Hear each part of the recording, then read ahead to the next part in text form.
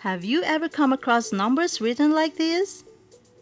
These numbers written in an exponent form. These numbers have two parts. The base, which is 2, and the exponent, the little number, which is 4. When we see this number, we say 2 to the 4th power or 2 raised to the 4th power. For this number, we say 6 to the 8th power. Or this number, which we read as 9 to the 13th power. Got it? In the early days, when people would multiply the same number several times, they would write the number down and then multiply it by the number of times it needed to be multiplied. But when they started multiplying the same number over and over, say 9 times, the process became tedious and more confusing, especially when there are more numbers like 100 or 245 or 876. That's a lot of numbers. And so one day, they were able to find a way to simplify things. And that is by putting how many times a number must be multiplied by itself and putting this in an exponent form above the base number.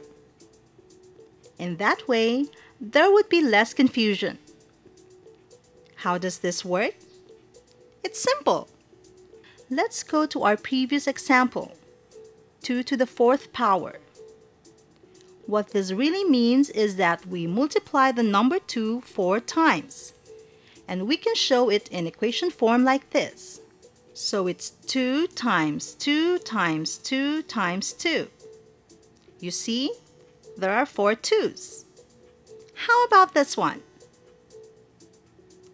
Right, there are 8 6's. We can write again in an equation form, which is this way. 6 times 6 times 6 times 6 times 6 times 6 times 6 times 6. Phew, that's a lot of 6's there. So we have 1, 2, 3, 4, 5, 6, 7, 8. 8 6's. But it would be best to write it this way. What about the third one? 9 to the 13th power. So we write it. Okay. That's too many now, but you get the picture? So you see how writing these numbers in exponent form helps to simplify things? Remember, numbers in exponent form have two parts. The base, which is the big number at the bottom, and the exponent, which is the smaller number on top.